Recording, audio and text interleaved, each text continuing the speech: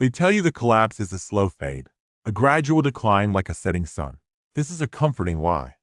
History does not end with a whimper. It ruptures at a point of no return, a moment when the accumulated stress fractures in a society snap all at once. The American collapse will not be a process but an event, or more precisely, a cascade of events, where the first domino is not the cause but merely the trigger for a system already primed for failure. We are living in the pre-collapse era, a time of eerie normalcy stretched thin over a core of rot. The following are not predictions, but identifiable tripwires, any one of which could initiate the sequence that leads to the great unraveling. They are the 5 most probable sparks that will ignite the tinder we have spent decades piling high.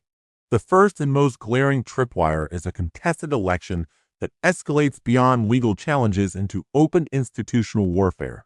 Imagine an election night where the result is too close to call in several critical states.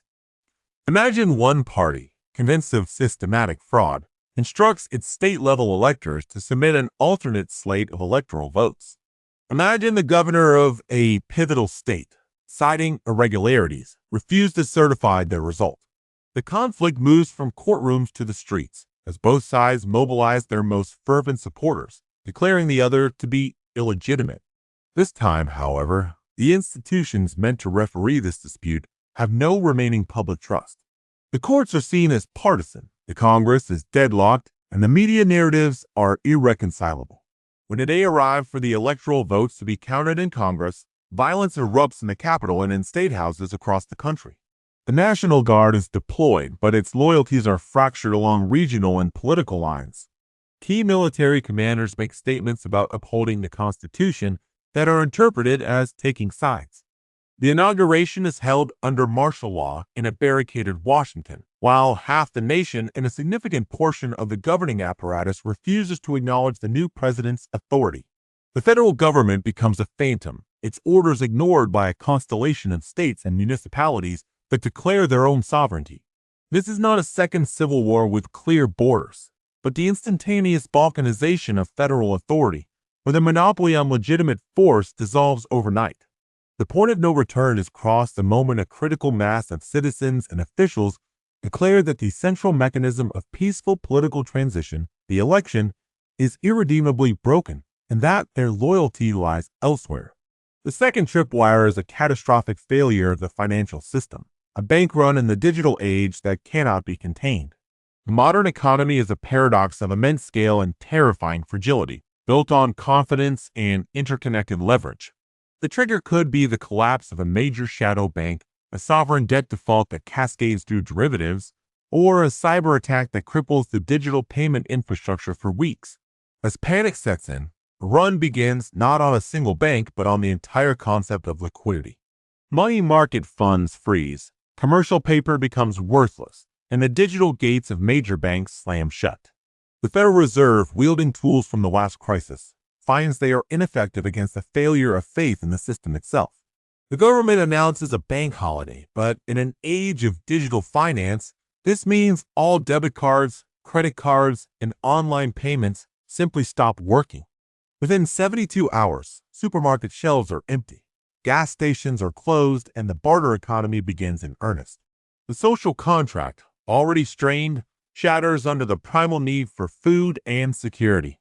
Cities become untenable, and the government's attempt to impose order, perhaps through the distribution of a digital emergency currency, is seen as the final act of control rather than rescue.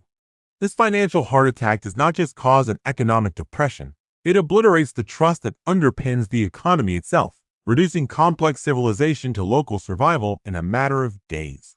The point of no return is the moment the screens go dark and the numbers in the accounts become meaningless, proving that the entire edifice was a shared hallucination now ended.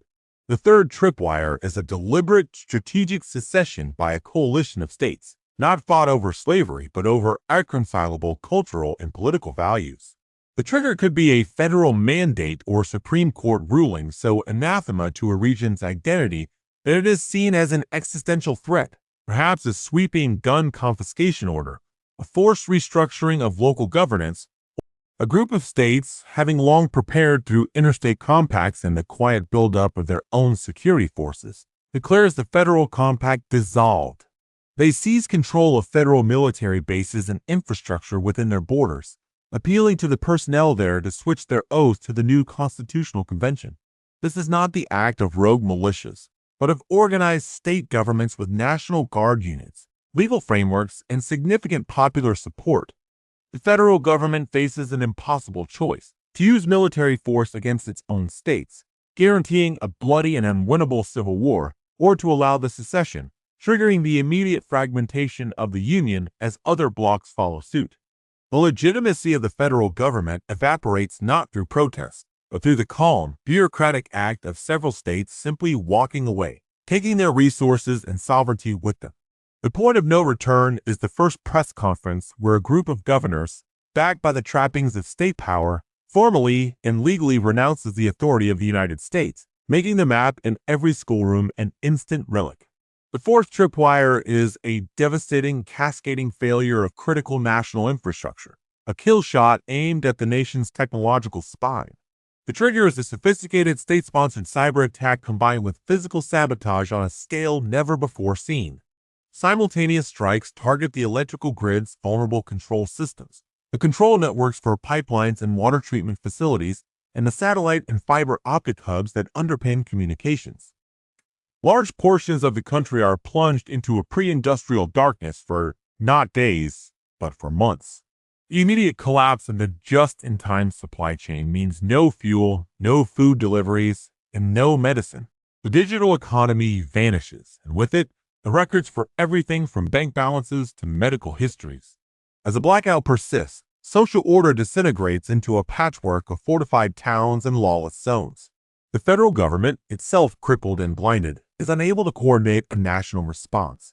Power devolves not to states, but to counties, municipalities, and ultimately to whoever can control a functioning generator, a fresh water source, or a stockpile of food. This is a collapse not of politics, but of reality itself, as the basic technological assumptions of modern life are proven false. The point of no return is the moment the lights go out and do not come back on, revealing the shocking depth of societal dependency and the utter inadequacy of any plan to sustain a population of hundreds of millions through a prolonged technological regression. The fifth tripwire is an internal rupture within the United States military itself, the moment the Guardian becomes a faction. The trigger could be a lawful but deeply controversial order, such as the mass disarmament of a civilian population, the internment of a political group, or the use of force against a state government declaring autonomy. The order forces the military's internal contradictions to the surface, splitting it along the same ideological and regional lines as the civilian population it is drawn from. Key units refuse to deploy, commanders make public statements defying the civilian chain of command. The Joint Chiefs of Staff are divided, unable to present a unified front. What emerges is not a single military coup, but the fragmentation of the armed forces, with different units aligning with different civilian authorities, state governments, or political movements. The world's most powerful military ceases to be a national institution and becomes a collection of armed factions in possession of apocalyptic weaponry. The existential threat this poses, from the breakdown of nuclear command authority to the use of advanced conventional weapons on domestic soil, makes all other forms of collapse look orderly by comparison. The point of no return is the first time a battalion commander, on live television, states he will not obey an order from the commander-in-chief, and a meaningful portion of his command stands with him, shattering the myth of the military as a monolithic, apolitical institution. This single act demonstrates that the final guarantor of the state has chosen sides, and the plea of violence that defines a sovereign nation is now contested on its own soil. Each of these 5 events is a point of no return because they are not merely crises. They are catalysts for systematic failure. They activate the latent conditions already present: the deep mutual hatred, the eroded trust in institutions, the financialization of everyday survival, the extreme technological dependency, and the brittle nature of our political. After any one of these triggers, there is no path back to the status quo ante. The illusion of continuity is permanently broken. The collapse that follows may take different forms: balkanization, warlordism, authoritarian consolidation, or a new dark age. But the common thread is the irrevocable death of the United States as a unified, functioning republic. We are already in the pre-collapse phase, living on borrowed time and brittle assumptions, waiting for one of these sparks to find the tinder. The storm is not on the horizon. It is in the atmosphere, and we have done everything to charge the air with lightning. All that remains is the final